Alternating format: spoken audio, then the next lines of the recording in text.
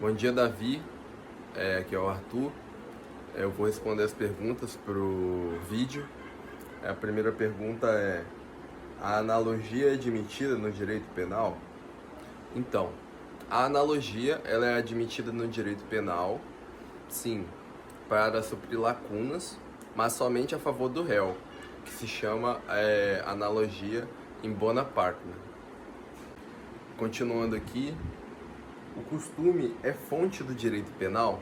Então, essa é uma questão interessante, porque a gente pode entender como os costumes como forma de balizar ali, interpretar o direito penal, mas ele não pode ser utilizado para revogar ou substituir alguma lei, porque mesmo que exista o princípio da adequação social, que é aquele princípio que diz que o direito penal ele tem que acabar se atualizando em relação ao nosso contexto social, né?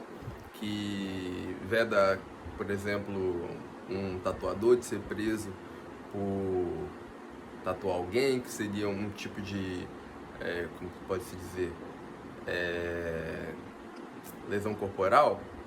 A gente pode entender sim que o costume ele é usado, mas ele é usado de uma forma muito superficial, muito rasa no direito contemporâneo brasileiro, muito em razão também do nosso princípio da legalidade e todas aquelas características da legalidade que não podem ser superadas pelos costumes. Prosseguindo aqui, já estava falando sobre princípios, né? Mas eu estava falando a respeito da resposta dos costumes. Explique o princípio da intervenção mínima do direito penal. Então, o direito penal ele é um direito muito forte, né? Muito abrupto para a vida do cidadão. Então, ele deve ser usado com uma sabedoria e ele não pode ser usado de primeira ratio, ele tem que ser última ratio, ele tem que ser a última solução.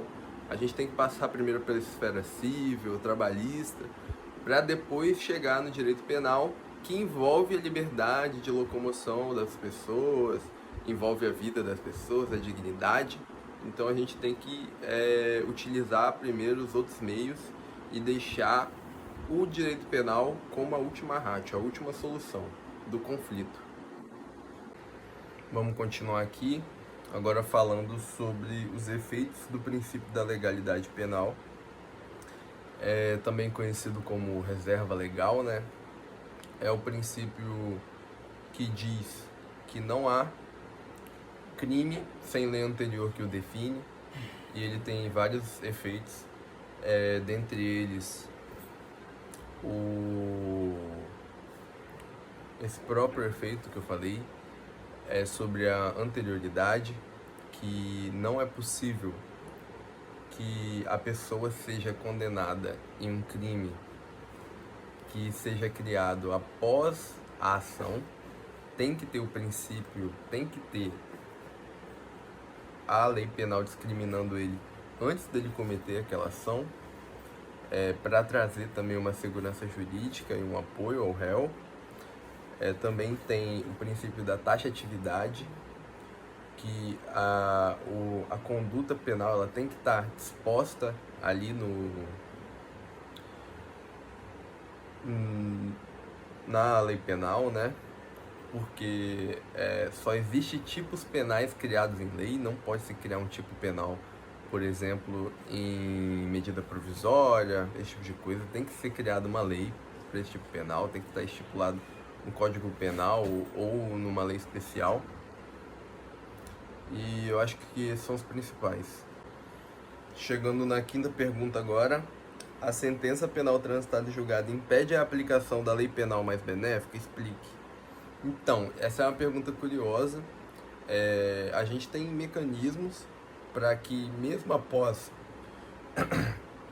a sentença penal transitada em julgada fixe ali uma pena, uma lei mais benéfica possa ser usada para diminuir a pena, para desconstituir um crime, por exemplo, que seria a revisão criminal, mas isso aí seria em relação às provas, mas também a lei penal ela pode ser utilizada, por exemplo, na execução da pena.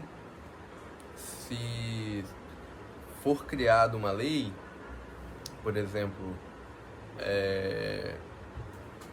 que reduza o tipo penal do homicídio, se você for na vara de execução penal, peticionar pedindo para reduzir a pena, vai ser reduzida. Chegando aqui, penúltima pergunta: como se aplicam as leis temporárias e excepcionais no tempo? É uma pergunta interessante, né? Porque existem leis, assim como a lei que aconteceu na Copa do Mundo aqui no Brasil, que é onde aumentava, se não me engano, os crimes de furto, e aquelas leis, elas serviriam para aquele espaço de tempo em específico ali, de quando que foi a Copa do Mundo aqui, 2014, e todo crime que fosse realizado naquela época ali ia ter uma sanção penal diferente, né? Não podia, por exemplo, fazer uma cópia falsificada do fuleco, e que naquele ponto em específico a lei ela acabaria sendo mais brusca com a pessoa que cometesse o crime. E é interessante porque mesmo que haja a irretroatividade da lei penal, aquilo ali é um ponto em específico onde a lei ela vai permanecer ad eternum, assim.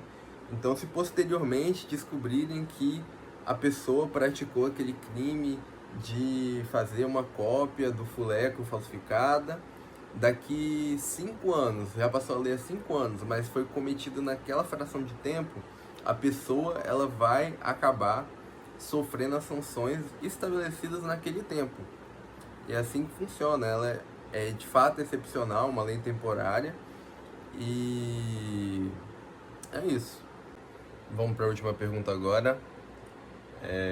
Explica o princípio que rege a aplicação da lei penal no tempo e no espaço. Então, a gente, assim como a gente falou anteriormente, a exceção da extratividade, né, que são aquelas leis temporárias, os princípios... Passando aqui agora para a última pergunta, explica o princípio que rege a aplicação da lei penal no tempo e no espaço.